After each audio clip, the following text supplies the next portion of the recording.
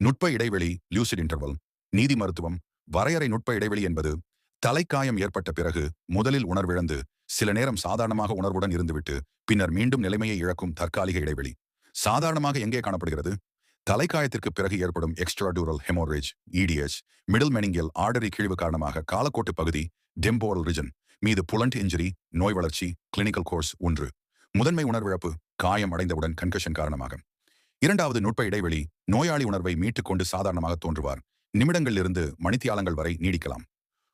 இரண்டாம் நிலை உணர்விழப்பு இரத்தக்கட்டி பெரிதாகி இன்ட்ராக்ரேனியல் பிரஷர் அதிகரித்து கோமா சிகிச்சை அளிக்காவிட்டால் மரணம். நீதி மருத்துவ முக்கியத்துவம் தலைக்காயத்திற்கான சான்று காயம் ஏற்பட்ட உடனே இல்லை என்றாலும் பின்னர் நிலைமை இழக்க முடியும். மரண காரணம் கண்டறிவதில் உதவும், குறிப்பாக திடீர் நிலைமை இழப்பில். சந்தேக நிலை நோயாளி சாதாரணமாக தோன்றி பின்னர் இறந்தால் அலட்சியம் என உறவினர்கள் குற்றம் சாட்டக்கூடும். நுட்ப இடைவெளி காணப்படும் நிலைகள் முக்கியமானது எக்ஸ்ட்ராடியூரல் ஹெமோரேஜ் மற்றும் சில நேரங்களில் சப்டியூரல் ஹெமோரேஜ். இன்ட்ராசெரிப்ரல் ஹெமோரேஜ் மது போதையால் ஏற்படும் இடைநிலை மயக்கம் எபிலெப்சி.